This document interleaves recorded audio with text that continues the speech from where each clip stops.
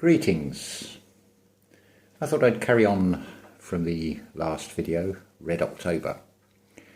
I don't think I actually explained what I meant by Red October. No, I'm not talking about a Soviet invasion or Cold War. I'm talking about the new terms and conditions that are mentioned on Facebook and probably across all the social media platforms in this continuous censorship of truth. But it is what it is. It's all tied up with the terms and conditions that we are subjected to use these things. There are before I even go on to the actual topic, the word I couldn't think of last time was quintessential. That's the one thing we don't want to be, because it's very much within this material realm. We are duality. We are material and immaterial. I am material, immaterial. We're both. We're spirit and physical. So to be quintessential is your essence is within the five senses and only see this reality in the perceived physical play out of it. But it's far more than that. And that's what I wanted to talk about. It's quite amazing. I made, I'm pretty sure it was Age of a Quiet Us presentation 7, where I showed the yin and yang symbol and the fine line and compared it to a tightrope. Well, this has turned out to be something of a synchronized thought. I was listening to Brian Scott's Reality Revolution channel, and it's an author he hasn't featured before, certainly one I've never heard of, called U.S. Anderson, The Hidden Cause of All Things, and almost word for word it mentions about the spiritual path being like walking on a tightrope, which I thought was quite amazing. I'd also like to recommend from the same channel, Brian Scott's channel, Reality Revolution, David Tronkos, I hope I've pronounced this right, Troncoso, The Power of Mystic Vibrasonics. Very interesting word that the author coined, vibrasonics. Well, it's vibration and sound, which is what this reality is all about. Certainly check out those two presentations. They're audio presentations, so you can just close your eyes and just listen to the words and let the ideas come into your mind. What feels right to you will be right to you. Just go with your gut feeling on anything. You don't have to agree or disagree with it. Just listen to it, evaluate it for yourself. It's often talked about with this spiritual awareness, spiritual awakening, about not losing the inner child. And this comes out in the first book I mentioned, The Hidden Cause of All Things. Now it's talked about in terms of we mustn't lose the inner child and all about remembering. Well, how far do we need to remember? It's not as far as you would think. Cast your mind back to when you were a child. Now, more than likely, if you're the same age group as me, when you're running around the playground, you're doing World War II dogfights, you're the Spitfire pilot or the Luftwaffe ace, your arms become the wings, and what you're actually doing. And just think about this. Same with girls. I don't know, maybe it's the doll's house and then the carpet becomes an extension of that doll's house and the garden, the fields for the horses and the ponies. But think about what you were doing as a child. You were creating a world from your imagination. You were denying what the five senses were showing you was a reality. Probably if you go back to the 50s and 60s, before all the paranoia set in about health and safety, where children would play on abandoned houses, half demolished streets, and generally, with a bit of common sense, you didn't come to any harm, but you didn't see that scene as the senses were telling you.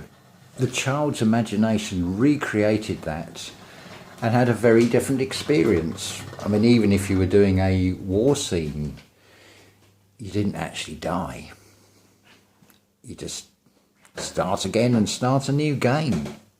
Nobody really came to any harm in those sort of games. That, I think, is what we need to be aiming for.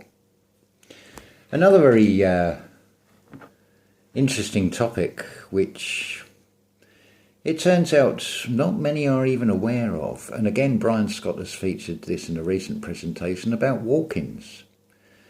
And all I'm going to say on that is go across to that channel.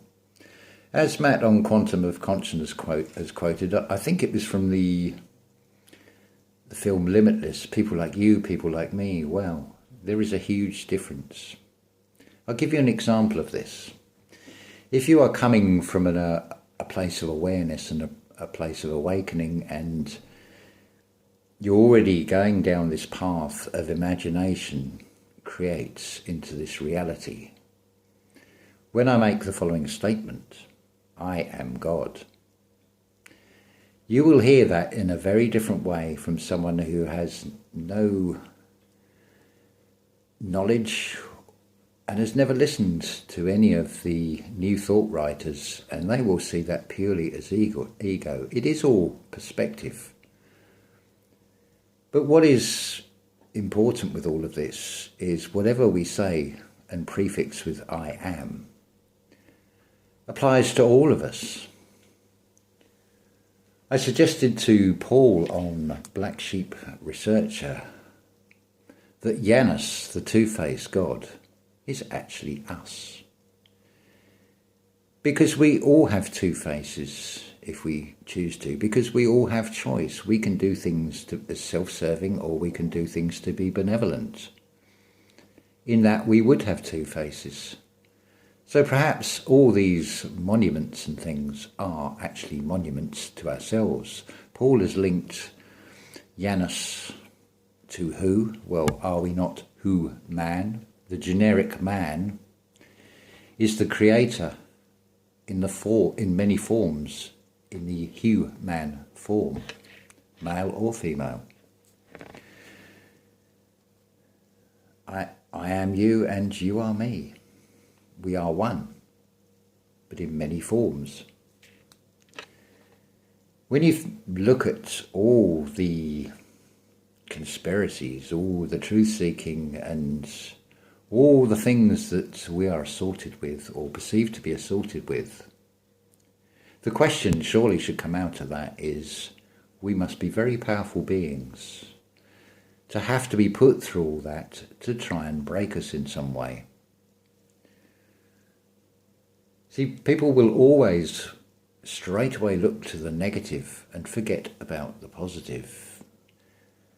If you look up into the sky and see a dragon, are you seeing a dragon? Are you seeing a serpent? Are you straight away assuming it's going to be something evil, or are you seeing it as something that is watching over you, for example? It's all about perceptions and state of mind. As long as you stay in the state of unconditional love, there is absolutely nothing that is going to harm you. Because the mind is far stronger than this reality. You are a co-creator. You create. The back scene has been painted for you. What you project out onto that theatre is entirely up to you. We're back to the film, what is real, the real to real. You project out into this world what you want. Your embodiment is your world, your universe, but you can project out beyond that. But we have to master our own thoughts and always go with the highest thought, and that thought is always do nothing that will cause harm to anybody else or anything else. That's the simplest answer. Whatever your thought is, ask that question. Question yourself to know thyself. With that in mind, it is so much easier to navigate our way through on this spiritual journey. Anyway, a few links and bits there for you to follow up on, and do please have a look at the links I put in the description. They're benefit you in one way or another, I'm sure of it. So I'm going to say ta-ta for now. Thank you.